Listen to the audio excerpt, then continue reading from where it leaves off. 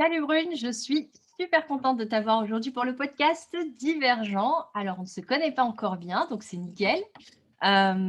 Tu m'as dit que tu avais déjà écouté des épisodes et tout ça, donc tu ne seras pas trop surprise par ma première question, qui est la question simple, basique et en même temps un peu piège, j'avoue, qui est comment est-ce que tu te présentes aux personnes qui te découvrent, qui ne te connaissent pas?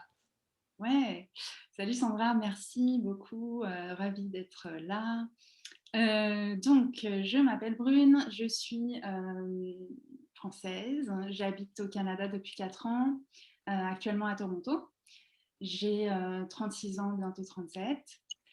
Et une chose qui me drive pas mal en ce moment, c'est que je suis productrice animatrice d'un show virtuel de ce qui s'appelle storytelling. Hmm. Donc qui est en fait une forme d'art qui existe beaucoup aux États-Unis, un peu au Canada, un petit peu en Angleterre, pas du tout en France, Mhm. et qui est en fait à la base, donc pré-pandémie, c'est des gens qui montent sur scène et qui c'est comme en fait, tu vas au théâtre et pendant 2 heures, il y a plusieurs personnes qui se succèdent sur scène et qui racontent une histoire personnelle, d'expériences vécues. Euh, et voilà. Et donc aujourd'hui, moi j'ai créé mon propre show. Je l'ai créé en fait virtuellement pré-pandémie, ce qui était un peu, j'étais un peu un ovni en fait quand j'ai fait ça. Et donc la pandémie est arrivée et donc j'ai contacté en fait le plus de producteurs de shows possibles pour leur dire en fait vos shows qui sont dans des salles actuellement et les salles ferment, etc. En fait, vos shows, vous pouvez les faire en ligne et je peux vous montrer comment. Et donc, Génial. voilà, suite à ça, voilà, je coach de temps en temps d'autres producteurs pour ça, pour recréer une expérience de scène, mais en ligne. Mhm. Et puis, me présenter, c'est aussi me présenter à un moment donné. Et aujourd'hui, à l'heure où je te parle, on est à une semaine de mon départ, puisque je m'apprête à déménager après 3 ans à Toronto, 1 an à Montréal. Je m'apprête à aller sur la côte ouest, à Victoria, qui est une ville qui a l'air super charmante, sur une île, sur l'île de Vancouver. Voilà. Mmh. Voilà. Mmh.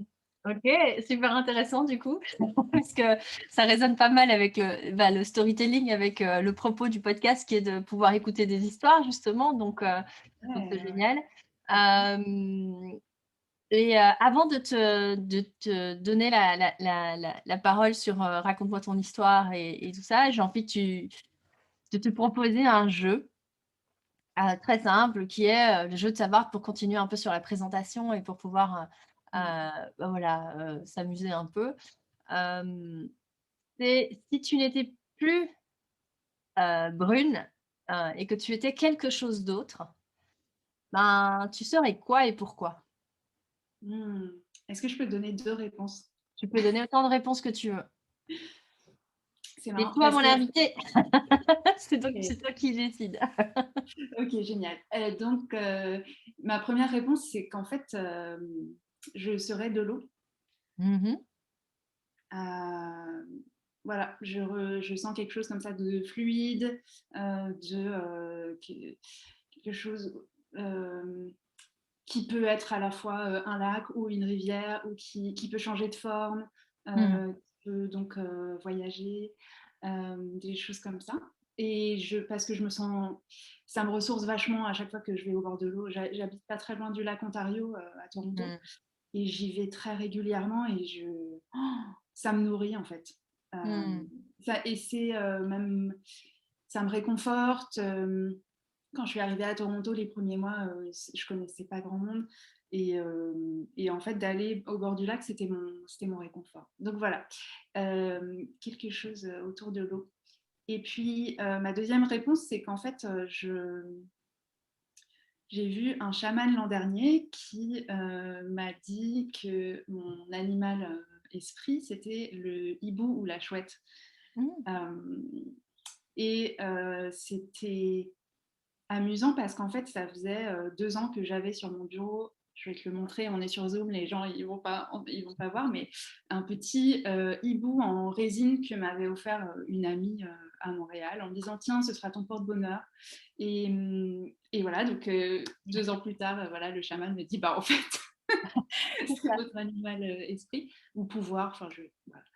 Et voilà, je me rends compte que mon premier tatouage c'était une plume, que, enfin après on trouve On des fait des choses. liens, c'est sûr. Ouais, on fait des liens et manifestement autour du hibou, il y a cette idée de regarder à 360 degrés. Donc, Mmh. il y a l'idée de la sagesse, ce qui est très, très flatteur, je suis ravie. Et, et voilà, et puis ça me va bien en fait aussi. Il y a le côté de l'eau et puis il y a le côté de m'imaginer voler, voir plein de choses. Euh, voilà. OK, génial. Puisque tu parles de tu vois, de sagesse, du coup, ça me fait une transition parfaite pour la suite. Du coup, merci déjà pour ce partage. Donc du coup, hibou chouette et de l'eau, donc la fluidité et le ressourcement, donc j'entendais dans l'eau. Et le propos du podcast justement, c'est de pouvoir, écouter des personnes qui ont envie de raconter leur histoire et du coup d'en partager les apprentissages de sagesse. Donc tu vois la transition. Mm. Heu, Ah du oui. coup, j'ai envie de te proposer, ben, raconte-nous ton histoire. Tu la commences où tu veux, tu en dis ce que tu veux, tu la termines où tu veux et on a le temps. Ok, super. Euh, et ben écoute, j'ai envie de commencer cette histoire en 2013. Mmh Il y a un peu un avant, un après. mh. Euh, donc, pour parler rapidement de l'avant quand même, moi j'ai grandi en Essonne, dans une famille plutôt bourgeoise, avec un grand frère et 2 grandes sœurs. Et ouais, jusqu'à 2013, j'ai vécu une vie un peu où bah, justement je ne sais pas trop quoi en raconter parce qu'en fait j'ai fait ce qu'on me disait. Voilà, j'étais un peu, je pense peut-être un peu absente à moi-même et j'étais très bonne à l'école jusqu'à ce que je me rende compte que c'était pas swag d'être très bonne à l'école. Donc je me suis dit attends, je vais être un peu moins bonne. J'étais moyenne, enfin j'ai réussi. C'était assez facile, on va dire, à l'école. Je m'intéressais beaucoup aux langues. Mmh. Et puis voilà, j'arrive, je passe mon bac tranquillement, voilà. Et je ne savais pas quoi faire, donc je fais une école de commerce. Mes frères et sœurs avant moi avaient suivi des trajectoires plutôt artistiques. Et moi, je ne sais pas. Et mes parents me disent, bah, vas-y, fais une école de commerce. Je dis, d'accord. Euh, je fais une école de commerce. Et je me sens un peu à côté, je me sens pas trop dans mon élément. Et puis à la fin de l'école de commerce, je me rends compte qu'en fait, j'ai envie, je m'intéresse beaucoup à tout ce qui se passe au niveau de l'Union européenne pour l'aide au développement. Et je fais une formation à Sciences Po Bordeaux sur l'humanitaire, l'aide au développement, à la fois institutionnelle, les ONG, Mmh. etc. Je me dis, je vais bosser là-dedans. Je cherche du boulot, j'en trouve pas. Et sur ce, mon père me propose de bosser avec lui. Il avait à ce moment-là une entreprise de fabrication artisanale de fauteuils et de canapés. Donc à l'ancienne et tout, des beaux métiers. Mmh. Et moi, j'avais jamais voulu travailler pour lui. Et en même temps, j'avais besoin de bosser. Il me propose un poste à responsabilité. Je me dis, OK, bon, je peux peut-être faire ça 2-3 ans. Puis après, je retourne vers l'humanitaire. Mmh. Sauf que ça m'a vachement plu. Pourquoi la vie est pleine de surprises. C'est ça. Que ça m'a permis de Mmh. notamment découvrir et exprimer, explorer des côtés créatifs. Donc il y avait le côté commercial, mais il y avait aussi le côté création de gamme pour un gros client à l'international, des choses comme ça, travailler avec des milliers de tissus, du faire plein de sur-mesure, donc des belles matières, des belles choses. Et puis, donc on va dire que j'arrive en 2013, ça fait 4 ans que je suis dans la boîte, donc j'y suis toujours, je ne suis pas encore partie.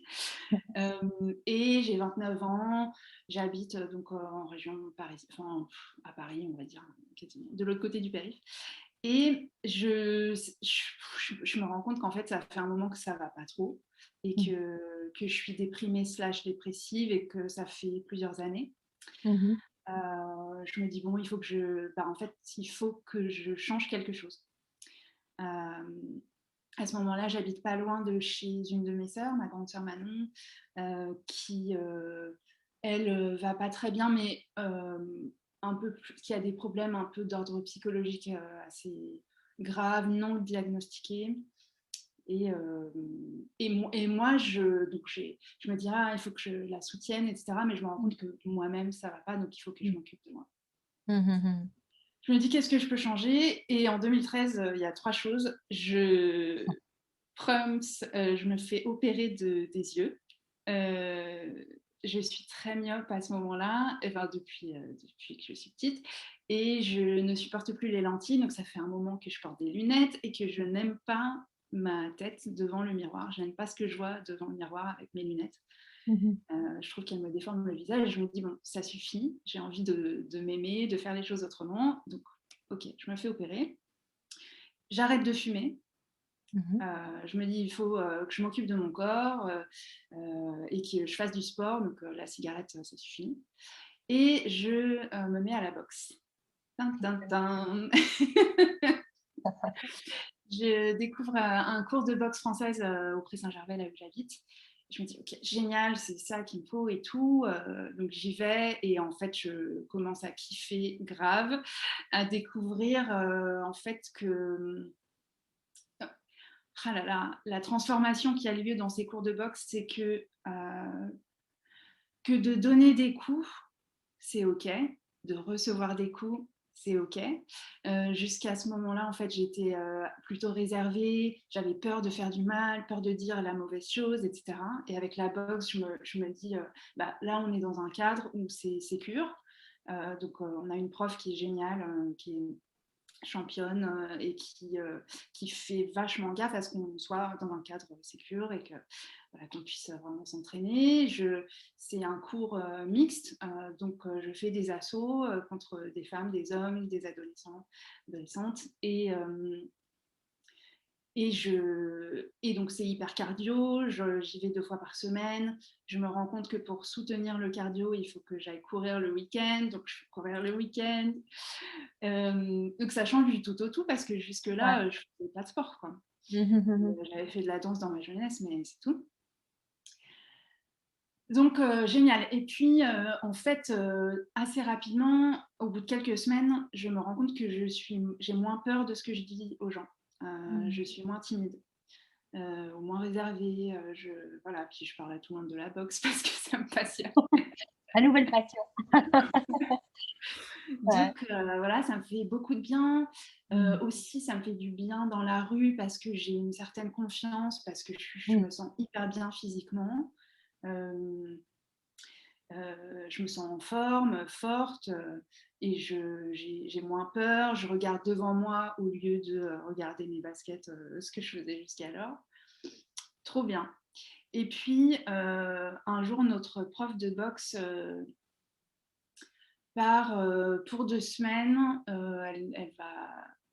Elle va former des gens qui. Elle travaille pour le GIPN, voilà. Et donc, elle va former des policiers au combat, etc. Des trucs high level, tu vois. Ouais, c'est ça. Mhm. Donc, j'adorais ma prof. Et je l'admirais et tout, trop bien. Elle nous dit, bah, pendant 2 semaines, vous allez avoir un prof remplaçant.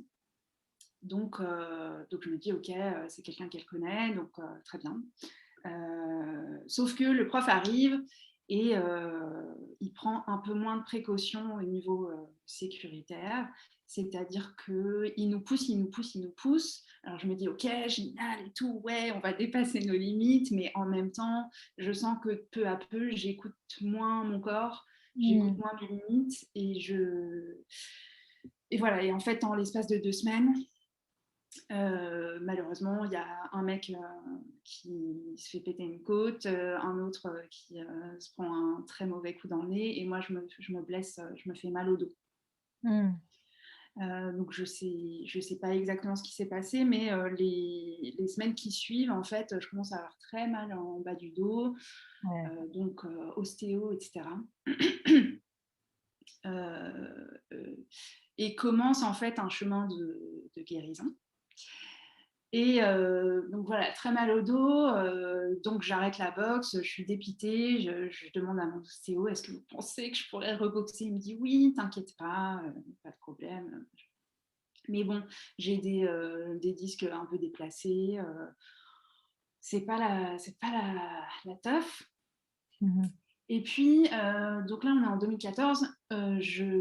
Cet été-là, je décide d'aller aux États-Unis, dans la région de Portland. J'avais rencontré à Paris une Américaine qui est de là-bas et qui m'a dit tu viens quand tu veux et tout. Donc je me dis vas-y, j'y vais. Donc j'y vais avec ma ceinture lombaire là. Je vais passer un mois là-bas et pendant ce mois-là, je fais 10 jours de trip toute seule où je vais de Portland à Vancouver en passant par Seattle, les îles San Juan, donc, qui sont près de la frontière canadienne, et Vancouver. Et puis je retourne à Portland. Je passe un super séjour. Je tombe amoureuse de Portland. Je tombe amoureuse tout court aussi. Je me dis, en fait, ça fait un moment que je ne suis pas bien à Paris, j'ai vraiment envie d'un autre environnement. Si ça se trouve, voilà, je me vois bien vivre à Portland. Mm. C'est une ville qui est donc pas loin de l'océan, mais qui est aussi très. Il y a la montagne, c'est urbain et c'est pas urbain. T'as des champs, t'as voilà, des maisons avec des jardins. Enfin, bref, plein de micro-brasseries, un art de vivre qui a l'air vraiment cool. Et donc, je rentre en France et je commence à me renseigner, mettre en œuvre, à chercher du boulot là-bas et tout. Je me rends compte qu'immigrer aux États-Unis, c'est très compliqué. Mm. Donc, La voilà. carte verte ou un truc comme ça, non, c'est pas ça Bon, je vais même pas rentrer dans les. Ouais, il y a plein de trucs, quoi. Il y a plein Ouais. d'administrations à faire. Ok. Oui, c'est-à-dire qu'en fait, soit tu trouves un boulot dans une grande boîte qui va sponsoriser Mm. Ça me ton visa, soit il faut se marier, trouver, voilà, soit c'est un peu la croix et la bannière. Et Mm. puis, voilà. Mais bon, je veux toujours changer de taf. Euh, je me dis, bon, c'est compliqué, mais il faut absolument que je change de taf. Donc, je change de taf, je trouve un taf à Paris. Mais ça marche pas très bien. À ce moment-là, j'ai un boss un peu très difficile. Ça se passe pas bien. Au bout de 4 mois, j'arrête et tout. Et puis, c'est l'été, je vais à un mariage d'un ami et je vois un de ses amis que je connais et qui me dit, bah, moi, j'habite à Montréal. C'est génial. La semaine d'après, je vois quelqu'un d'autre qui me dit, moi, j'habite à Montréal. C'est génial. La semaine d'après, je me souviens que en fait, je connais 3 personnes qui habitent à Montréal et qui ont l'air super contents. Et je me dis, vas-y, je vais voir. Donc, à ce moment-là, donc, j'ai plus d'emploi et je me dis, c'est maintenant, il faut que j'aille voir. Donc, Mm. je pars un mois à Montréal et en quelques jours, je suis conquise. Euh, les choses qui me marquent, c'est que je ne me fais pas harceler dans la rue. Mm. On ne me demande pas de sourire dans la rue ou dans le métro. On ne m'envoie pas des regards un peu bizarres, salaces. Je me dis, non, c'est génial, les femmes, elles habitent ici, elles vont faire leurs courses, elles sont tranquilles, on ne les emmerde pas. Quand on te bouscule dans le métro à Montréal, on s'excuse tout de suite, genre non, et puis c'est vachement après vous, enfin bref. C'est génial. Et puis voilà, une vie une ville qui ressemble en fait beaucoup à Portland, architecturalement, bah, c'est nord-américain, hein, et puis mais beaucoup de maisons pointues, tu sais, avec les toits, et, euh, et puis aussi beaucoup de microbrasseries, de cafés, voilà, ça De a l'air vie, quoi. cool, et quand même une vie artistique qui a l'air hyper euh, vivante, c'est un peu redondant, mais ça bouge. Et ça compte vachement pour moi. Donc au niveau musical et au niveau des endroits pour aller danser, voilà, il se passe des choses. J'ai un copain à Montréal qui est danseur, je me dis, ah, c'est cool. Voilà. Donc, je suis conquise. Mmh. Je me crée un contact pour un premier boulot là-bas. Mmh. Et à quelques jours de rentrer à Paris, je reçois un mail de ma mère qui me dit bah, je pensais venir te chercher à l'aéroport, mais en fait, ta soeur Manon va pas très bien, je m'occupe d'elle, donc voilà, je pourrais pas venir te chercher. Donc je me dis bon, ok, pas de souci. Et je rentre un mardi, donc on est début octobre 2015, et je rentre un mardi. Le mercredi, je vais voir ma soeur, ça va pas, elle est un peu l'ombre d'elle-même. Elle a un bébé de quasiment 1 an. Donc ma mère habite chez elle pour quelques jours pour s'occuper d'elle, pour filer un coup de main. Et le vendredi, ma mère me dit est-ce que tu peux venir garder la petite parce que je vais emmener Manon chez le psychiatre en fin de journée. Je dis oui, pas de souci, donc j'y vais. Je vois ma soeur qui est vraiment qui me regarde à peine, qui regarde à peine sa fille dans mes bras quand elle sort de l'appartement.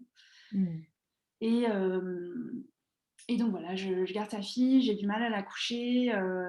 Enfin, c'est-à-dire que le rendez-vous était peut-être vers 19h.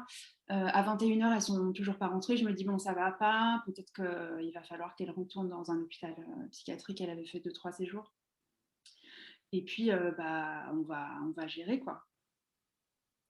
Et ma mère m'appelle et elle me dit bon, il est peut-être 21h. Elle me dit bon, est-ce que tu peux, là ça va pas trop, est-ce que tu peux rester un peu plus? Je dis bah oui, pas de souci, si besoin, je dors là et tout. Mmh.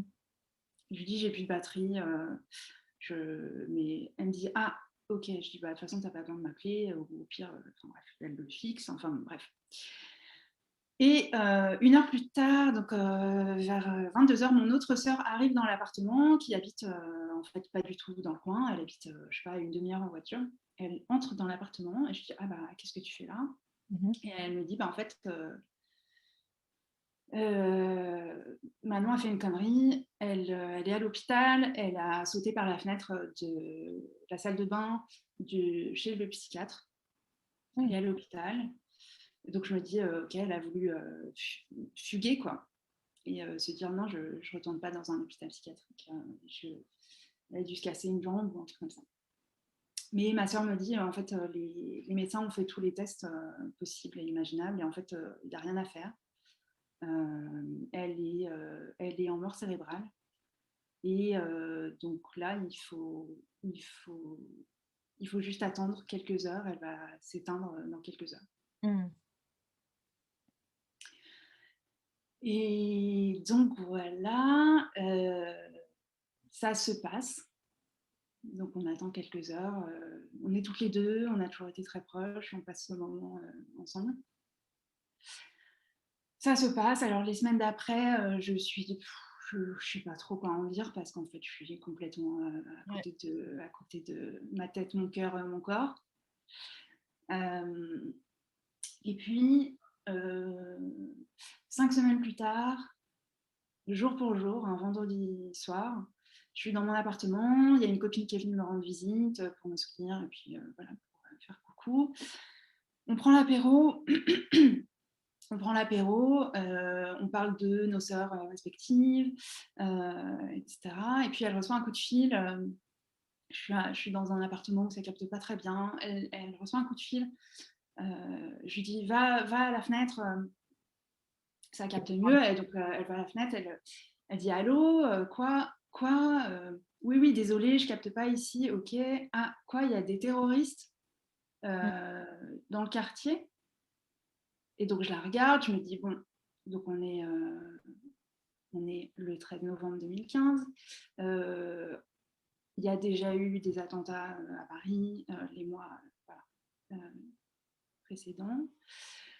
Et elle raccroche. Je dis bon bah qu'est-ce qui se passe? Et donc en fait moi mon appartement il était à Jacques-Bonsergent, donc je sais pas si tu vois Paris, en fait c'est près de la République, la place de la République. C'est à peu près à 10 minutes à pied du Bataclan. C'est juste en face, c'est de l'autre côté du canal. par rapport aux restaurants voilà, qui se sont fait attaquer, etc. Et donc, voilà, on va sur Internet, on regarde, on se rend compte de ce qui est en train de se passer. Donc, à ce moment-là, il est peut-être 21h30, quelque chose comme ça. Il y a un certain nombre de personnes qui sont déjà décédées, un certain nombre de personnes qui sont déjà blessées. Et donc, la soirée se passe. Et moi, en fait, ayant perdu ma sœur quelques semaines auparavant, en fait, les semaines d'avant, je me disais, bah, j'ai perdu ma sœur, mais c'est un cas isolé, c'est quelque chose de terrible, mais c'est mon histoire à moi, et autour, tout le reste, tout va bien. Et ce soir-là, je me dis, déjà que je peux perdre quelqu'un d'autre. Je ne sais pas qui est au Bataclan, qui était sur les terrasses, voilà, je commence à me faire tout le... Je commence à me dire que je connais énormément de gens. Et donc, voilà. La soirée se passe. Il y a aussi pendant cette soirée le hashtag porte ouverte, où, sur Twitter,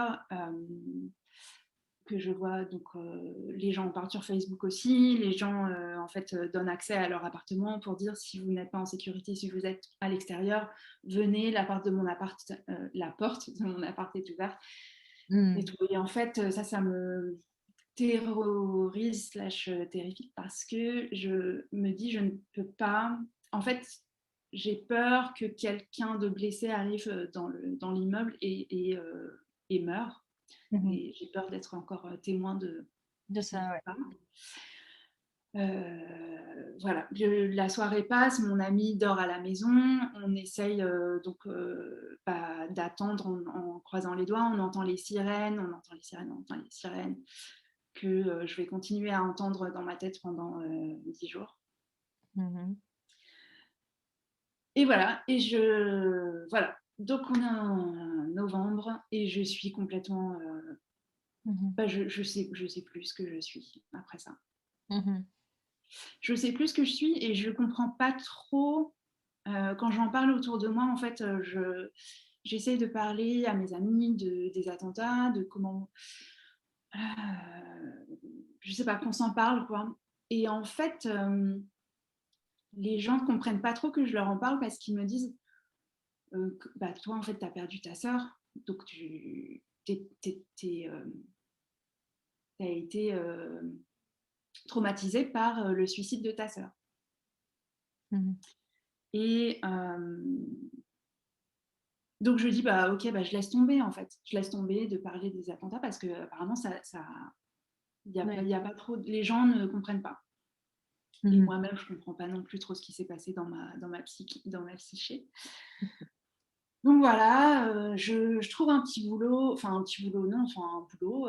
dans une boutique de tissus et papier peint avec qui j'avais travaillé avant. C'est un cadre très bien pour moi parce que c'est calme, il n'y a pas trop de responsabilité. Oui, c'est ça, il n'y a pas trop de responsabilité. Mais je suis complètement en morceaux et je ne suis pas prête par contre à avoir un thérapeute encore. Donc, et j'avais enclenché mon projet de bouger à Montréal. Donc, je continue mon projet. Je me dis, j'ai commencé ça semble très aligné. Donc, j'y vais, quoi. Donc, j'étais censée partir à Montréal et commencer un travail à Montréal peut-être au mois de février ou mars de l'année suivante. Et puis, un mois avant de prendre l'avion, je me rends compte qu'en fait, je suis complètement incapable, que j'ai besoin de rester près de ma famille, que c'est pas le moment, quoi. Donc, j'annule. Et puis, donc on est en 2016 et je commence à me dire petit à petit, en fait, je vais rencontrer des gens qui vont un peu m'aider à me retrouver. La première personne, c'est Lucille. C'est une prof de chant. À un moment donné, je me dis, je ne suis pas prête à avoir un psy, mais j'ai besoin de faire sortir des choses. Ça fait longtemps que je veux faire du chant. Et donc, voilà, je trouve une prof particulière qui s'appelle Lucille. Et qui est génial et qui va en fait me montrer qu'en faisant sortir des sons, même sans parole, en fait, on écoute ce qu'il y a à l'intérieur. Et Et donc ça commence à me faire beaucoup de bien. Mhm. Je vais toujours chez l'ostéo, je teste différents médecins, donc ça continue. J'ai pas trop, je me rends compte que pour le dos, ça va être un peu plus long que ce que je pensais. Mhm. Bon. Et quelques mois plus tard, je reprends du poil de la bête et je me dis, je suis prête à partir à Montréal parce qu'il faut vraiment que je parte. Je suis toujours pas bien à Paris, donc voilà. Je trouve un super psy 3 mois avant de partir de Paris. Donc là, ça y est, je suis prête à parler à quelqu'un. Donc on commence les gros, j'appelle ça les gros travaux, quoi, parce que c'est du lourd. Euh, et, euh, et puis je rencontre Hélène qui nous a entremise, que tu as interviewée aussi sur ton podcast. Qui à ce moment-là donc, termine sa formation de life coach et donc me propose en fait une petite session éclair sur quelques semaines avant mon départ, et ça va avoir un impact super parce que elle va me dire en fait qu'est-ce que tu veux. Et alors vas-y, projette-toi à Montréal. Ton appart, il est comment, ta vie avec tes collègues, comment ça se passe, qu'est-ce que tu fais en dehors du travail, comment tu te sens, qu'est-ce que tu veux, quoi. Et en fait, je me rends compte que je m'étais pas vraiment posé la question. Je savais juste que je voulais partir, je savais où, mais je m'étais peut-être pas beaucoup autorisée à me poser la question de ce que je voulais. Mhm. Donc, génial. Donc, je me rends compte et oui, je veux des choses, que je veux un appartement avec de la lumière, où je puisse avoir une table pour écrire, un grand miroir dans la salle de bain, des choses, voilà, elle me demande des choses concrètes comme ça, c'est rigolo. Et donc, je pars à Montréal et, euh, et voilà, j'ai quelques amis sur place, donc j'entre dans l'appart et je me dis, c'est maintenant je suis là, voilà, j'ai tout à construire. Je continue la thérapie avec mon psy sur Skype. Et puis quelques mois plus tard, il me dit en fait que lui, il s'est formé à la thérapie d'exposition pour l'état de stress post-traumatique, qui est une thérapie qui est très très utilisée depuis au moins une trentaine d'années aux États-Unis, et qui commence un peu à venir en France, mais qui est notamment utilisée donc avec les vétérans. Mhm. Et il me dit, en fait, je te propose, je me dis que peut-être tu es en état de stress post-traumatique, et je te propose donc de faire une évaluation pour voir si c'est le cas. Et si c'est le cas, je te propose de faire la thérapie d'exposition. On fait l'évaluation qui s'avère, voilà, résultat positif. Et on fait la thérapie d'exposition. Donc ça consiste en fait à se réexposer à un événement traumatique par 3 biais. Le premier, c'est par le récit. Donc, on va raconter 2 fois par semaine la scène, la raconter, la raconter, la raconter, la raconter, donc par la narration. La deuxième, c'est se réexposer à tout un tas de situations qu'on a appris à éviter suite au trauma. Donc voilà, ça peut être différentes choses. Et la troisième, je l'ai oubliée, donc il faudra taper sur Google, voilà. Et ça, c'est parfaitement imparfait. Très bien.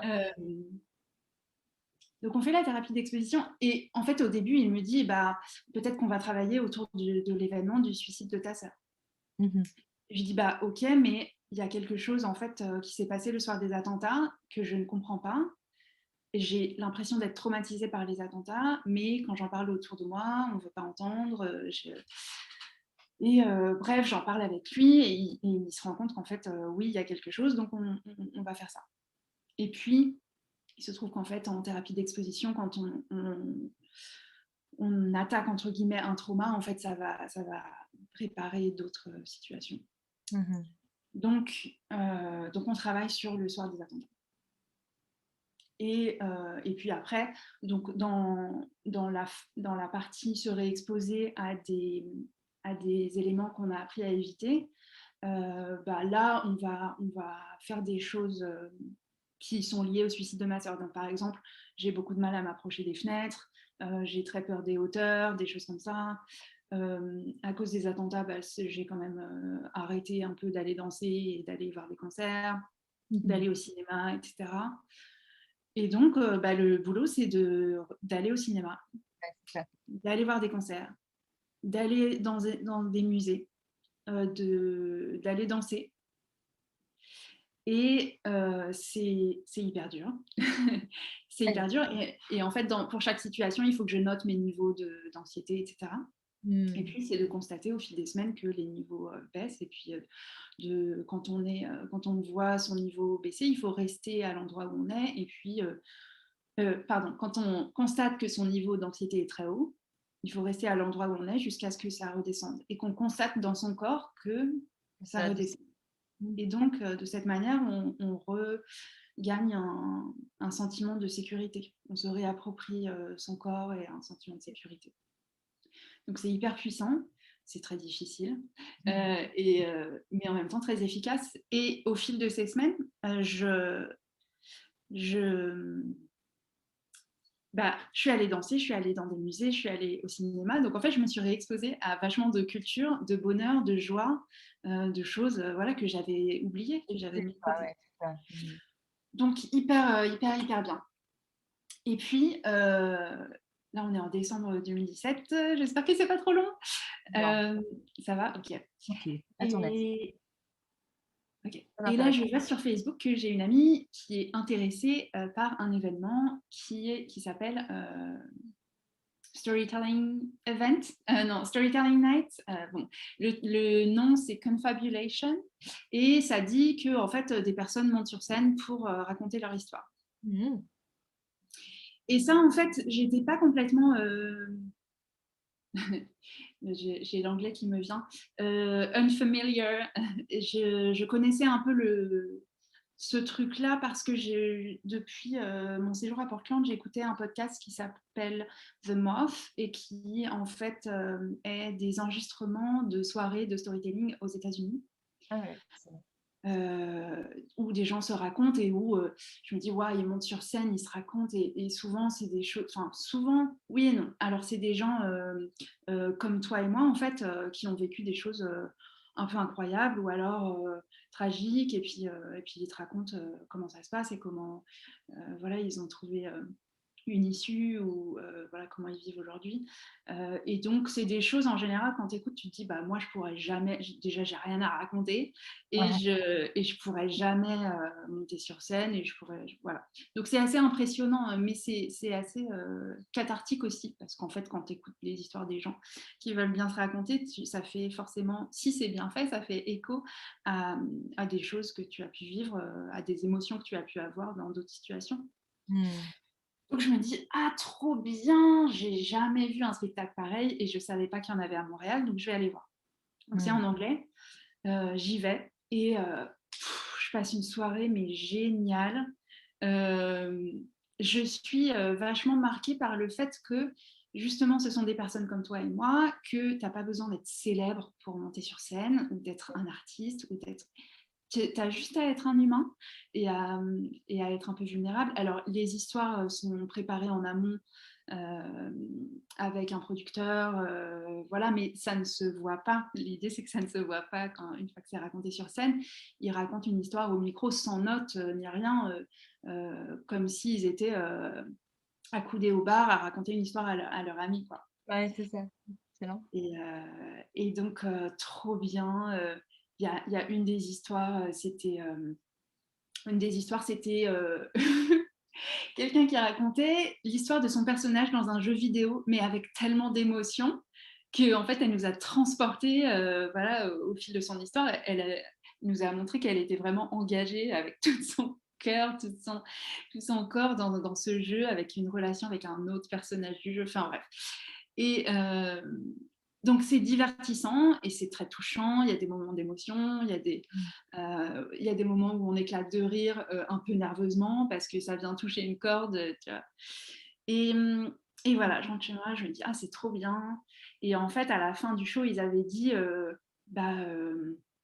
le mois prochain ou dans 2 mois, on a un événement spécial avec des histoires de 2 minutes où on va avoir 40 storytellers, 40 raconteurs d'histoires. Et donc, venez, si vous voulez raconter une histoire, peut-être pour la première fois, on accueille les first timers tout le temps. Donc je me dis génial, je vais tenter le coup, quoi. Je me dis qu'est-ce que je vais raconter et je trouve une petite histoire en fait qui s'était passée à Portland quand j'étais allée faire du canyoning avec des amis, avec mes amis sur place et en fait j'avais le jet lag dans la tronche. J'étais pas hyper à l'aise parce que la montagne, tout ça, c'est pas mon, c'est pas mon environnement. Eux, ils avaient passé la soirée déjà on avait un peu picolé, mais ils avaient passé la soirée à raconter leurs histoires d'ours et de cougars et de voilà d'animaux sauvages, de coyotes et tout. Et ouais, j'en ai pas large, mais bon, je vais me coucher avant tout le monde dans la tente. Et on était au bord d'une rivière qui faisait vachement de bruit. Donc je vais me coucher dans la tente et une demi-heure plus tard, je me fais réveiller par une bête qui frotte à la tente et qui fait le tour de la tente et qui gratte. Et je commence à paniquer et je me dis attends, qu'est-ce que c'est? Est-ce que c'est un cougar? Est-ce que ça a l'air un peu plus gros? Est-ce que c'est un ours? Mais c'est peut-être pas aussi gros qu'un ours, mais je me fais plein de scénarios et je regarde autour de moi, j'attrape mon portable pour appeler mes potes parce qu'ils étaient trop loin pour que je crie et puis je me dis si je crie je vais me faire bouffer toute crue. Il n'y a pas de réseau. J'attrape une lampe de poche. Je me dis, bah, qu'est-ce que je vais faire avec? Je la gesticule dans tous les sens en me disant, peut-être que ça va faire peur à la bête. Non, mais ridicule. Et, euh, et la bête continue à tourner, à frotter. Oh là là, je suis terrifiée. Et à un moment donné, je m'approche de la porte de la tente, tu sais, où il y a une moustiquaire, donc il y a un petit triangle comme ça où tu peux voir. Et en fait, là, je vois un œil entouré de fourrure et je panique. Je fais un pas en arrière et là, ça fait clic dans ma tête et je me réapproche et je me rends compte que c'est le chien de mes amis qui vient se coucher dans la tente et qui est trop poli pour aboyer, mais qui peut juste venir se coucher.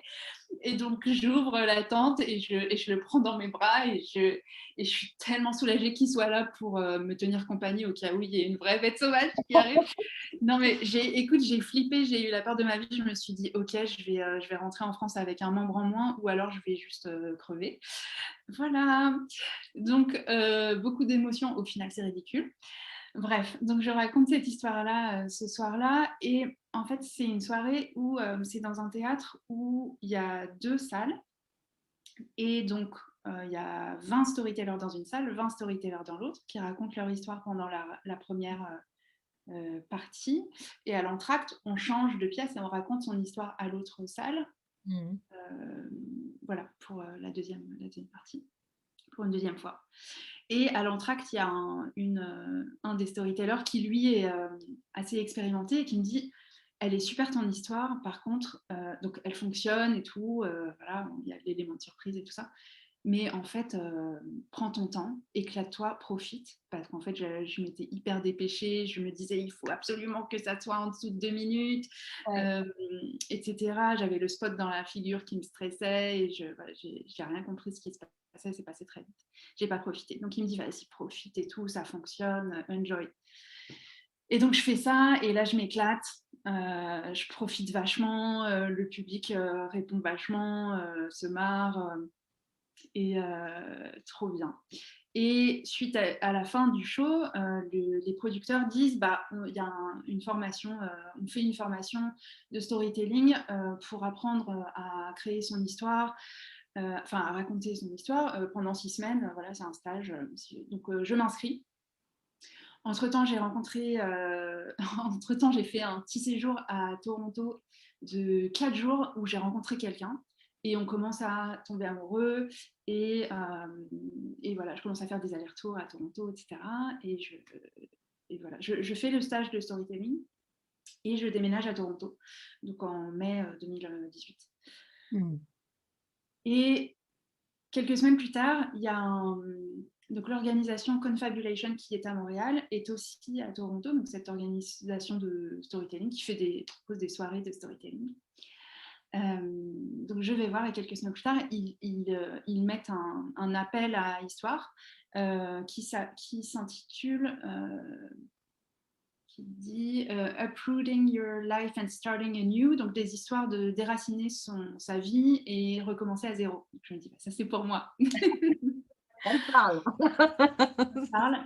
Mais j'ai compris en fait avec le stage de storytelling qu'une histoire c'est pas juste une série d'événements, que même si par exemple il se passe je sais pas un événement tragique ou quelqu'un peu importe en fait que l'histoire elle est toujours un peu en filigrane, elle a démarré avant, c'est une histoire donc qui engage les émotions, qui engage nous, notre place à nous en particulier. Voilà, on va vivre l'histoire différemment de si c'était arrivé à quelqu'un d'autre, etc. Et donc j'écris l'histoire en fait de mon déménagement à Montréal, du moment où je veux partir à Montréal jusqu'au moment où j'arrive à Montréal. Mais évidemment, entre-temps, il s'est passé des choses assez terribles et puis, mais qui n'ont pas en fait finalement tant que ça entravé mon chemin puisque je finis par arriver là où j'avais décidé. Donc voilà, donc j'envoie mon histoire, le producteur me contacte en me disant bah, c'est exactement ce genre d'histoire qu'on veut entendre, merci, et je te propose qu'on se retrouve pour en parler. Donc on se retrouve, d'ailleurs c'était par téléphone. Donc on s'appelle, il me dit bah, j'ai fait un edit de ton histoire que je vais te lire, je vais te proposer en t'expliquant les quelques modifications que j'ai apportées, des choses que qui, à mon sens, ne font pas forcément partie de l'histoire ou qui seraient très bien dans une autre histoire. Voilà. Et donc, on a cet échange que je trouve hyper intéressant où effectivement, il me dit, bah, tu vois, là, bah, je pense que l'histoire, elle parle plutôt de ça plutôt que de ça. Voilà.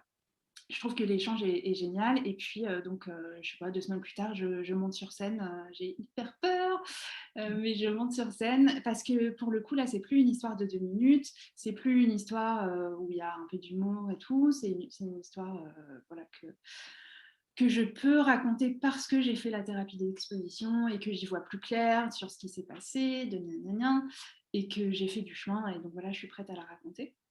Mais n'empêche que pendant tout le travail d'écriture, j'ai encore pleuré. Enfin, c'était voilà, Ouais, c'est engageant quand même, ouais. c'est engageant. Et, et donc je raconte mon histoire sur scène. Et puis à la fin de la soirée, il y a plusieurs personnes qui viennent me voir et qui me disent merci. Et ouf, ça c'était hyper fort. Je me rendais pas compte à quel point en fait une histoire, et puis cette histoire en particulier, pouvait toucher, à quel point ça pouvait aider, je sais pas, ouais, aider à ce que les gens se sentent un peu moins seuls. Donc ça en fait, ça me donne un sens aussi de communauté. Ça fait que quelques mois que je suis à Toronto et là je me dis bah en fait je peux relate des gens avec juste mon histoire, avec qui je suis, avec des gens hyper différents. Tu vois, les gens qui sont venus me voir à la fin, c'est des gens d'une autre génération ou peut-être avec qui je penserais que j'ai pas grand-chose en commun. Et en fait, avec nos histoires, on peut vraiment créer des liens géniaux. Quelques mois plus tard, donc, j'ai trouvé un boulot dans une boutique d'une designer locale de vêtements. Et il y a une cliente qui entre et qui me dit ah, est-ce que tu es montée sur scène il y a quelques mois Je dis oui. Elle me dit ah là là, bah, je te remercie parce que franchement, cette histoire m'a vachement aidée et tout. Et là, enfin, voilà, ça me touche beaucoup, j'hallucine. J'hallucine. Voilà. Et donc ensuite, on va dire 2019, je me dis, j'ai envie de créer mon propre stage de storytelling et d'apprendre aux gens à raconter des histoires. Donc entre-temps, je suis remontée sur scène 2-3 fois. Et j'adore, voilà, je rencontre aussi d'autres storytellers, etc. Je me dis, ça y est, je veux apprendre aux autres à raconter une histoire et je veux créer un atelier sur Zoom pour donner l'occasion à des gens qui ne vivent pas forcément dans des villes où il y a des shows de storytelling, d'apprendre et de savoir que c'est possible, qu'on peut raconter son histoire, qui que l'on soit. Je ne sais pas si c'est français. Et voilà, donc je crée mon atelier sur Zoom et c'était donc à vocation internationale, quoi, parce que j'ai une amie américaine qui habite à Paris, elle me dit ah ouais, je vais m'inscrire à ton atelier, donc au final j'ai quelques élèves et je vais faire un atelier sur 5 semaines. Et à la fin, je me dis, bah, par contre là, on n'a pas de... en général, à la fin d'un atelier, il y a un showcase avec, où les étudiants racontent l'histoire sur laquelle ils ont travaillé. Et là, je me dis, zut, on n'est pas au même endroit, on n'a pas un théâtre, on n'a pas machin, mais j'ai pas le choix, il faut qu'on fasse une représentation. Donc je leur dis, on va le faire sur Zoom. Donc c'est en été 2019. On va le faire sur Zoom et vous allez inviter des gens de votre famille ou vos amis, des proches, à rejoindre la réunion Zoom et vous allez chacune, c'était que des femmes, vous allez chacune raconter votre histoire. Voilà. Donc, le jour arrive, j'accueille tout le monde dans la réunion Zoom en disant bah, merci d'être là aujourd'hui. Les élèves du cours de storytelling ont travaillé sur des histoires. Déjà, est-ce que vous pouvez écrire dans le chat où vous êtes dans le monde? Donc là, je vois qu'il y a des gens au Nebraska, au Québec, en Ontario, je ne sais plus où d'autres, à Chicago, en Angleterre, en France. Et donc, c'est hyper excitant. Et les gens sont hyper contents d'être là parce qu'ils sont avec des gens qu'ils aiment et qu'ils ont hâte d'écouter. Donc le show se passe et en fait je me rends compte que l'émotion passe vachement. C'est-à-dire qu'à la fin de chaque histoire, le public applaudit à mort et a l'air vachement touché. Tout le monde a l'air content et je me dis bah oui, on n'est pas dans un théâtre, mais en fait ça fonctionne. C'est ça. Quelques semaines plus tard, je me dis, et si je créais un show en ligne, donc sur Zoom, mais sans faire d'atelier, juste le show. Et puis je me dis, non, ça n'existe pas. Je laisse tomber, je dors dessus et tout. Une semaine plus tard, ça revient dans ma tête. Je me dis, quand même, ce serait génial, quoi, parce que du coup, on pourrait vraiment avoir des gens d'autres endroits. Et puis, je pense à moi il y a quelques années où je me dis, si j'avais su depuis Paris que je pouvais raconter mon histoire dans ce cadre-là qui est fait pour ça, ça aurait été chouette. Je me dis peut-être que voilà, ça pourra être le cas pour d'autres personnes. Donc, je me dis, écoute, si tu penses que c'est une si bonne idée, vas-y, fais-le. Donc, je lance le truc, je commence à en parler à ma communauté de storytelling à Toronto. Les retours sont mitigés, c'est-à-dire qu'il y a des gens qui ne sont pas très technologiques, qui disent ah mais pourquoi tu fais ça, je vois pas trop, non c'est quand même, ça n'a rien à voir avec l'expérience en vrai où tu es devant la personne. Je dis bah oui bon ok. Et puis il y en a d'autres qui me disent ah mais c'est génial ton idée, ok bah le producteur qui m'avait aidé à raconter mon histoire longue à Toronto me dit qu'il est OK pour raconter une histoire à mon premier show. Donc, je trouve 4 storytellers pour mon premier show en janvier 2020. Entre-temps, j'avais créé un compte Instagram, je commençais à en parler, je m'étais filmée en disant voilà le concept, vous pouvez raconter une histoire de n'importe où, une histoire personnelle, vous m'envoyez l'histoire et on en parle ensemble. Parce que voilà, il y a tout un travail quand même en amont pour poser des limites, pour être sûr que la personne est prête à raconter son histoire, ce qui n'est pas toujours le cas. Sinon, elle risque de se faire du mal à elle et puis ça peut mettre en danger d'autres personnes. Enfin, en danger, tu vois ce que je veux dire. Juste les gens peuvent ne pas se sentir complètement en sécurité s'ils entendent une histoire qui n'a pas été assez digérée et gérée et tout ça. Et, et donc voilà, donc je fais mon premier show, je suis contente et voilà, et ça devient un show mensuel à vocation internationale. Donc aujourd'hui, c'est-à-dire que 3 mois plus tard, en mars 2020, bah, il y a la pandémie qui arrive et donc sur ce, donc les producteurs de Toronto commencent à être intéressés par ce que j'ai commencé à faire, tu vois, en Ouais, c'est ligne. ça. C'est au fait. Ouais, et Alors puis moi, ouais, et donc sur Instagram, moi je suis un certain nombre d'organisations de storytelling, que ce soit à Toronto, aux États-Unis, un peu partout, et je vois leurs posts de cancelled, cancelled, cancelled, donc tous les shows annulés, annulés, reportés, annulés. Ça me brise le cœur et je me dis qu'en fait il faut que je les aide à faire continuer leur show, que les gens puissent continuer à raconter leur histoire, à vivre ces moments-là avec leur communauté. Et donc, je contacte le maximum de producteurs que je peux. Puis, j'ai fait 2-3 formations gratuites sur Zoom où je leur dis comment faire, comment créer une expérience qui soit une expérience de show et pas juste de réunion Zoom. Ouais. Donc, de donner un cadre d'entertainment où les gens se sentent les bienvenus, se sentent en sécurité. Et puis voilà, se posent toutes les questions. Est-ce que parce que moi j'ai créé ça en réunion Zoom, donc où tout le public est à la même place que les storytellers, C'est ça. dans leur petit carré, voilà, Ouais. Zoom.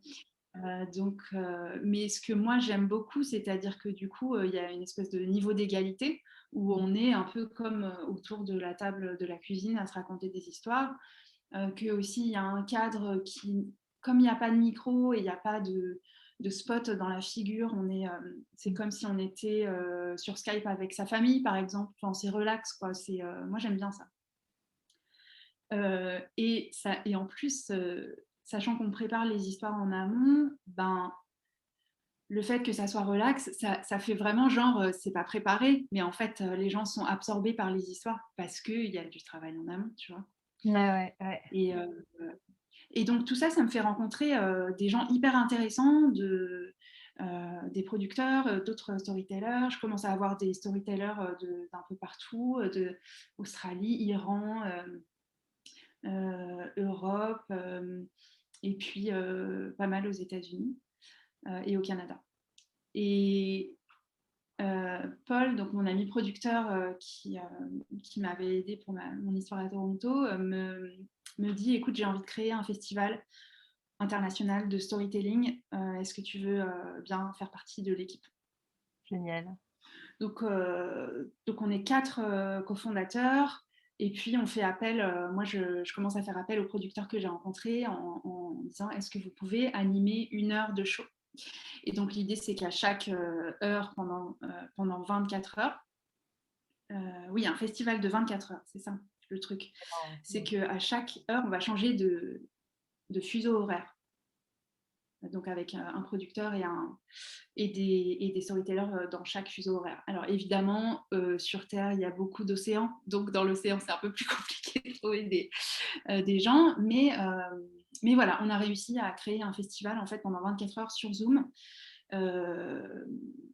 Avec 121 storytellers, 17 producteurs d'un peu partout, de Nouvelle-Zélande, euh, euh, en Asie, en Europe, aux États-Unis, etc. Et donc ça, c'était hyper fort, c'était beaucoup de taf, mais c'était chouette, ça a bien fonctionné. Et puis après, moi, j'ai continué mon show que j'ai toujours aujourd'hui, donc qui est mensuel. Donc là, en ce moment, je fais une petite pause de 2 mois puisque, comme j'ai dit au début, je m'apprête à déménager à Victoria, à l'ouest du Canada. Mais voilà, donc aujourd'hui, de temps en temps, je coach des producteurs, donc soit qui n'ont pas encore fait la transition pour passer en ligne, soit qui veulent un coup de main. Donc, je les aide avec ça. Et puis, et en fait, depuis le début que j'ai commencé mon show, j'interviewe aussi les storytellers Mhm. sur une chaîne YouTube. Avant chaque show, j'interviewe chaque personne en leur demandant, la première question, c'est qu'est-ce qui t'a amené à raconter ton histoire personnelle. Ça m'a toujours fascinée, en fait. Je me suis dit, comment t'as su que tu pouvais raconter ton histoire? Et alors, il y en a qui disent, bah, tu sais, en fait, c'est très américain, le storytelling. Donc, il y en a qui disent, ah, bah, j'ai raconté des histoires toute ma vie. Il y en a qui disent, bah, j'ai découvert, pareil, The Moth, donc, comme moi au début, le podcast il y a quelques années. Et voilà, enfin, il y a différentes histoires. Et puis, je leur demande un peu comment ils se sentent par rapport au fait de parler d'eux. Donc, ça rejoint un peu Ouais. ça rejoint un peu ce que tu fais et surtout que de la même manière que toi, je n'édite pas du tout mes vidéos. En fait, c'est des conversations, quoi. Ouais, C'est c'est des ça. conversations. Et voilà, je veux pas j'aime bien le côté un peu informel. Hmm. Donc, j'interviewe des storytellers et j'interviewe des producteurs aussi pour savoir comment ça se passe derrière C'est ça, les coulisses. comment on dit? Les Derrière? coulisses. Ouais, dans les coulisses. Dans les Merci. coulisses. En anglais, on dit derrière le rideau. Donc, bref. Derrière la rideau aussi, je pense aussi que ça peut se dire aussi. Je pense. Donc voilà, et puis parce que chaque producteur a sa manière de faire, de travailler C'est avec ça. les storytellers. Moi, en termes de forme, je travaille beaucoup avec l'écrit, mais il y a d'autres producteurs qui préfèrent recevoir des histoires en audio ou en Hmm. vidéo, et puis qui travaillent à partir de là, C'est ça. etc. Donc j'ai la chaîne YouTube et j'ai le show, et c'est chouette parce que du coup, là, je m'apprête à voyager, mais j'emmène le show avec moi n'importe Oui, c'est où. ça. Tu peux le faire Ouais. n'importe où, quoi. Ouais, ouais, Ouais. ouais. Et en plus, à niveau international, donc ça veut dire que c'est en anglais, du coup? Oui, c'est en anglais, ça a toujours été en anglais. Cool. Du coup, c'est ça qui te permet d'être comme ça sur de l'international, vraiment, bah, comme tu disais, à faire un festival là, toutes les heures avec des storytellers du monde entier. Bah ouais, forcément, avec l'anglais comme langue, tu vois, universelle, je mets entre guillemets universelle, mais qui est Oui. quand même, voilà, assez répandue que pour pouvoir te permettre de faire un truc dingue comme ça. Je trouve ça chouette. Ouais, Cool. ouais, ouais. Donc, je me pose, enfin, ça fait un moment que je pense à le faire en français également, mais c'est tout un projet puisque ça n'existe pas encore en français, ou en tout cas que je sache. Il y a eu quelques tentatives. Il y en a eu un à Montréal qui a commencé il y a 2-3 ans. Là, il est en pause à cause de la pandémie.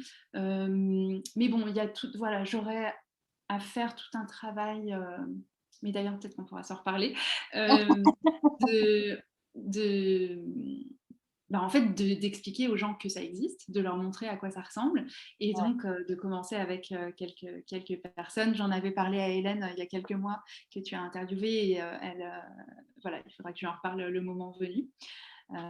Mais c'est quelque chose que je voudrais, ça me ferait très plaisir d'apporter en France, entre guillemets, de donner l'opportunité aux gens de On en se raconter dans un cadre, ouais, parle, à mon avis.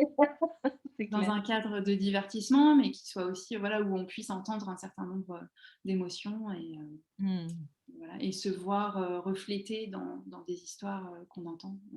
Mmh. Waouh!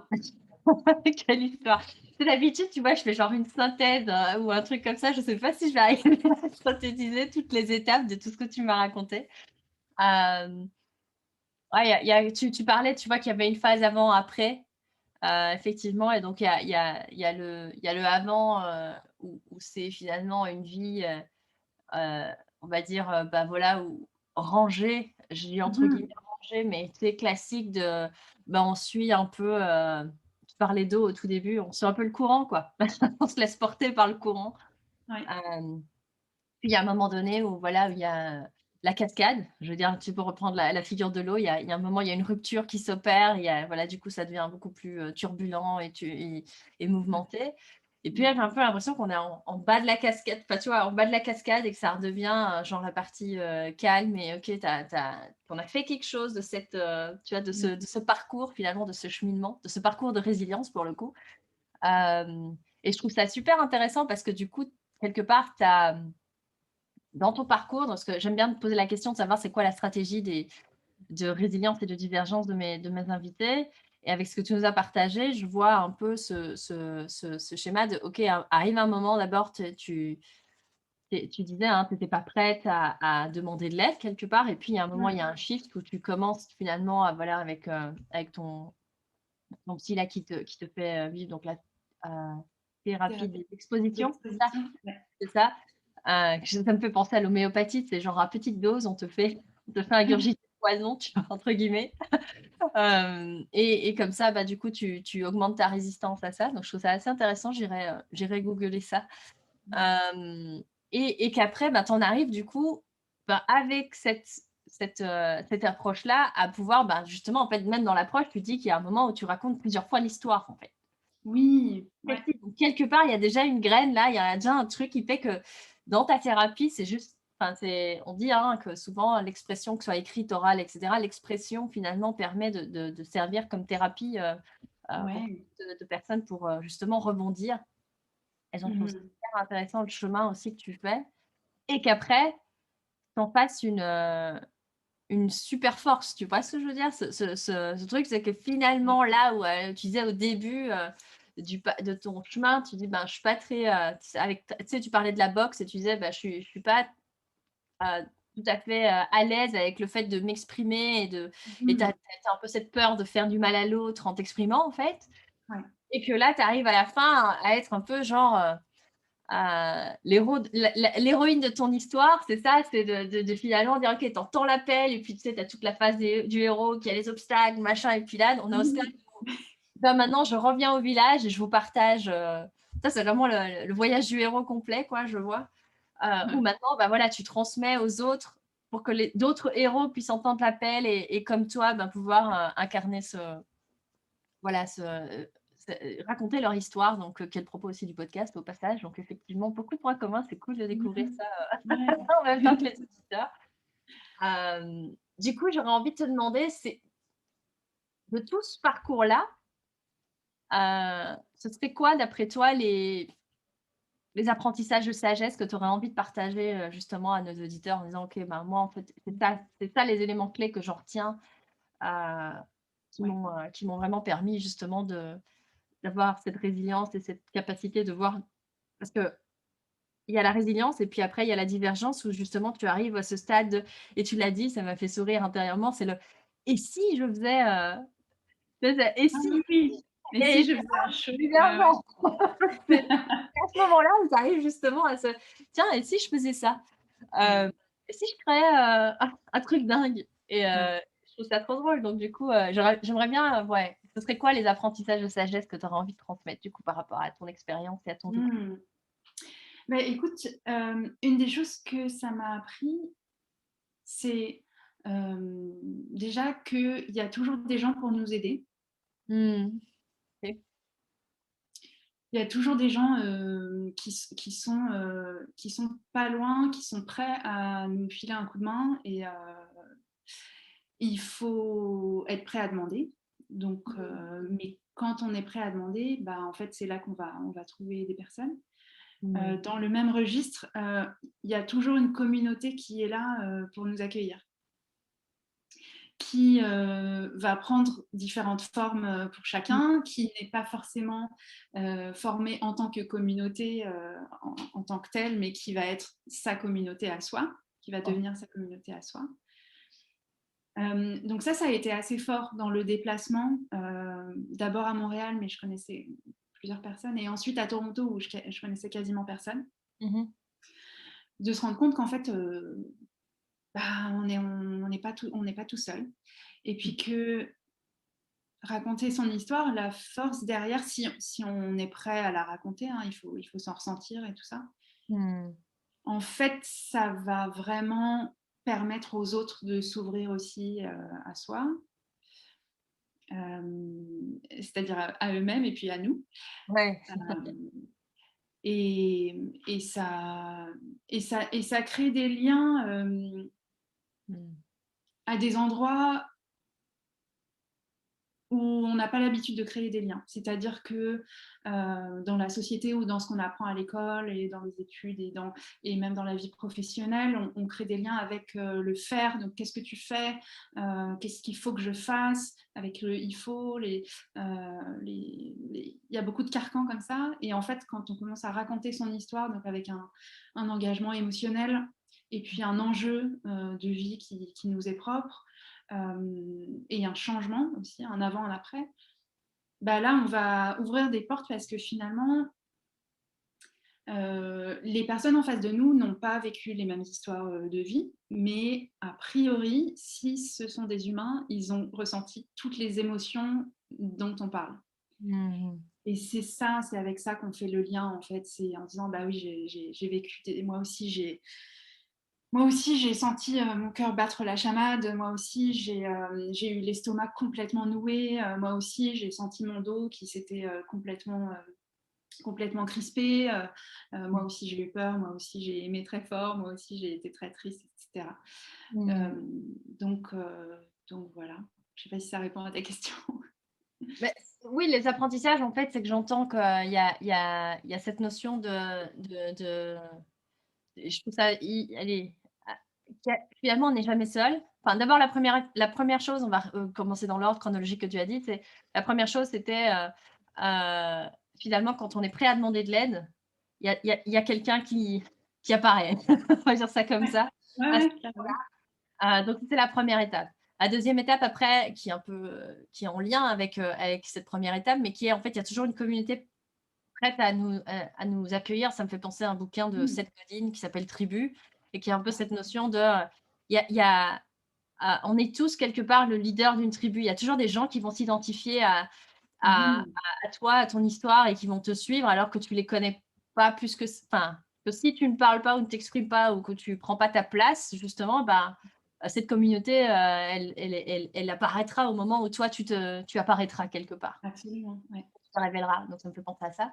Et puis le troisième élément qui est, en se racontant, finalement on permet on se j'aimais bien parce que tu as dit dans les 2 sens, c'est vraiment on permet de se connecter à soi et de permettre à l'autre de se connecter à lui et le fait de faire ça, ça connecte les 2. Il y a du lien qui se crée à travers les émotions et les histoires et là, ça me fait penser à un autre bouquin dont le titre c'est, «L'espèce, fabulatrice», je crois ou quelque chose comme ça, pour dire que l'être humain est un depuis la nuit des temps, quelque part, est un animal qui aime les histoires, en fait. Depuis la Ouais, nuit des ouais. temps, on se met autour du feu et on raconte des histoires et c'est comme ça qu'avant on enseignait, ouais, c'était par l'oralité donc je trouve ça cool qu'avec la technologie d'aujourd'hui et avec ce que tu fais, bah, ça mette c'est un peu on se remet à nouveau autour du feu à travers Zoom, d'accord? C'est un autre Mmh. feu, Ouais, mais ouais, ouais. il y a la chaleur humaine qui fait le feu, quoi, quelque part et ces échanges d'histoires, c'est ça et les émotions que tu disais qui se partagent, finalement, qui sont ce que tu as appris, ouais, ce parcours-là, c'est ça, c'est que finalement les histoires, c'est comment transmettre des émotions et connecter, avec nos parts, à nous et la part de l'autre qui nous écoute. Je sais pas si ça Ouais, résume c'est ça. ce que tu as dit? Bien sûr. Ouais, ouais, ouais, super. Ouais. Et j'ai Heu, noté les 2 bouquins et l'espèce fabulatrice, c'est ça? ouais, c'est ça. Je Quelque crois que chose comme c'est ça? Hudson mais j'ai plus le nom, mais c'est dans ma bibliothèque, je te dirai après. Heu, OK, je crois que c'est ouais, c'est Cyril super. Dion qui avait mentionné ce bouquin et donc je crois qu'il est en anglais là-bas. Nancy Houston, c'est le nom Ah de OK. hem, donc ouais et du coup, bah, tu vois, j'ai une question en général qui est très liée à Simon Sinek qui dit: «Mais pourquoi tu fais ce que tu fais? Qu'est-ce qui t'anime dans ce que tu fais?» et puis en fait, tu y as déjà répondu. Non, bah, ouais, finalement, avec un parcours comme le tien, tu vois, c'est très en lien ce que tu fais aujourd'hui avec qui tu es, quoi, finalement, de cette, Mmh. continuité-là. Et j'adore voir ce lien-là au fur et à mesure. Là, j'ai même pas besoin de lui poser la question parce que c'est comme Ah, c'est chouette. une évidence. C'est une Ah, évidence. c'est chouette.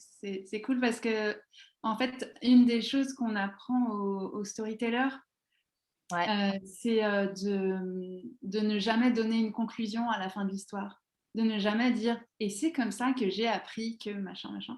Parce qu'en fait, l'histoire, dans un cadre voilà, de storytelling sur scène et tout, l'histoire est censée parler d'elle-même et chaque personne dans le public va en retirer quelque chose de différent. Donc, on laisse le public s'approprier l'histoire voilà, en tirant pas sa propre conclusion, en ne partageant pas sa propre. Sans le cloisonner finalement dans une lecture de l'histoire, quoi. C'est justement de Mmh. pouvoir lui permettre ouais, C'est ça. de Du coup, mettre. bah, je suis ravie qu'il y ait des choses qui ressortent d'elles-mêmes, c'est chouette. Ouais, ouais, ouais. Et, et du coup, j'ai envie de te demander là pour faire une sorte Bien. de synthèse de notre super échange aujourd'hui, c'est, bah, il y a des choses, voilà, tu nous as raconté ton histoire et il y a des choses, bah, du coup, que voilà, dans ta stratégie, bah, il y avait cette notion de, bah, demander de l'aide et puis après d'avoir le soutien d'une communauté et puis après de pouvoir, bah, créer toi à partir de ce que tu as traversé donc ça c'est super cool et j'aimerais bien, te proposer du coup, ben, c'est pas comme un mot de la fin, mais parce que tu viens juste de dire que tu avais pas de conclusion. Non, non, mais je suis pas contre. Mais genre peut-être pas un mot de la fin, mais quelque chose que tu aurais encore envie de rajouter, que tu aimerais que les personnes, tu vois, justement peut-être semer une graine de plus, en conclusion, on va dire ça comme ça, mais une conclusion Ouais. tellement ouverte que finalement chacun en fait ce qu'il veut. Ouais, qu'est-ce que tu aurais envie encore de transmettre aux personnes qui nous ont écoutés aujourd'hui et qui ont écouté ton histoire? Hem, je pense que j'ai envie de revenir à ce que tu me disais, c'était peut-être, avant qu'on commence à enregistrer, tu me parlais de toi, tu aimes bien ouvrir le champ des possibles, voilà, à la fin de ton podcast, à la fin de la conversation et il se trouve que là, je suis dans un moment de grande ouverture où je vais vers une nouvelle aventure Mmh. sur la côte ouest et puis peut-être après ailleurs. Euh, et c'est ça que je veux laisser peut-être un sens de possibilité. En fait, ce que j'avais commencé à planter comme graine en allant à Portland il y a quelques années, bah, c'était déjà c'était un mouvement Mmh. et je sais pas, moi j'ai envie en fait que les gens sachent que s'ils ressentent quelque chose comme ça à l'intérieur d'eux, un mouvement, un appel, mais qu'ils savent pas trop, bah, qu'en fait qu'ils mettent un pied devant l'autre et puis Mmh. qu'ils commencent petits, qu'ils commencent là où ils sont et qui et qui s'écoutent et puis qu'ils sachent que comme tu disais en fait le chemin va apparaître mais puis Mmh. il faut commencer. Mmh. Et voilà. Puis je leur souhaite un super chemin. Mmh. Génial, super. Bah, merci beaucoup Brune, en tout cas pour cet échange. J'ai trouvé ça, Merci. fascinant. Merci à Voilà, toi. cool, tout à fait dans le thème du podcast de raconter, ces histoires. Donc merci pour cette histoire. J'espère que les auditeurs en auront pris, autant de petites, pépites et d'apprentissage, justement de sagesse, par eux-mêmes. Ça aura ouvert leur champ des possibles et donc ouais, vraiment merci en tout cas pour ce temps, d'échange partagé, aujourd'hui et Merci, vraiment ravie de te rencontrer et c'est génial ce que tu fais. Merci pour ton merci. podcast. En tout cas, on reste en contact, donc je te dis à très, très bientôt. À bientôt.